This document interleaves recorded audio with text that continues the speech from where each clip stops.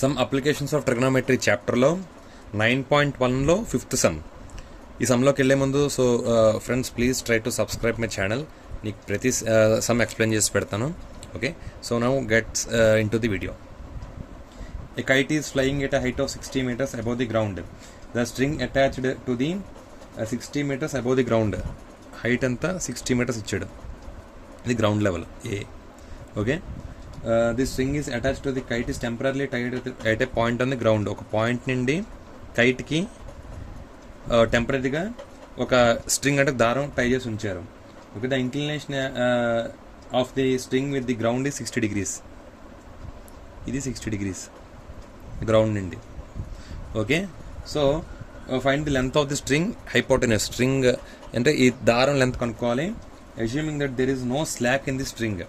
Slack అంటే లూజ్గా లేకపోవడం అనమాట. అంటే నో స్లాక్ అంటే లూజ్గా లేదు, టైట్గా ఉందని అర్థం.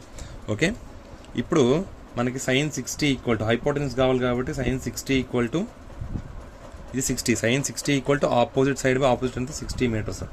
ఆపోజిట్ సైడ్ బై హైపోటెనస్ అంతా BC. ఓకే, sin 60 అంటే √3/2. Okay, equal to 60/BC. Okay, ఇప్పుడు BC ఈక్వల్ టు ఏమవుతుంది 2 × 60/√3. ఓకే, ఇది మనం ఎలా రాసుకోవచ్చు, √3 × √3 రేషనలైజింగ్ చేసుకోవచ్చు. అప్పుడు ఏమవుతుంది 120 √3/√3 అంటే 340 సార్. Answer 40 √3 meters. అంటే ఈ హైపోటెనస్ ఈ స్ట్రింగ్ లెంత్ ఎంత 40 √3 meter అనమాట. దీన్ని ఇంకా సింప్లిఫికేషన్ చేసుకోవాలంటే 40 × √3 అంటే 1.7 సింప్లిఫై చేసుకోవచ్చు. Thank you. Please subscribe my channel.